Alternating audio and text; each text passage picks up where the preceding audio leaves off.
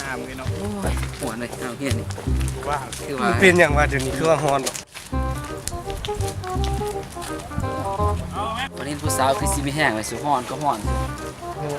สิฮ้อน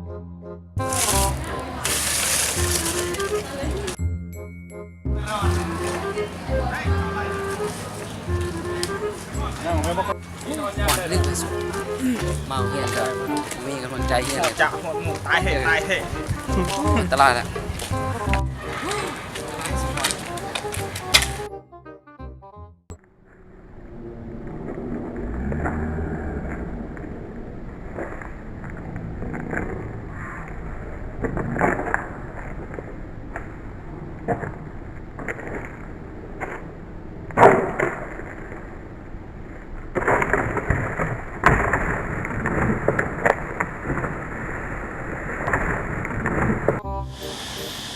เอาเบิ้งเลยไหมคนกำลังเก็บขี้เนื้อน่ะกำลัง ขอโทษได้ปะ โอ้เก็บ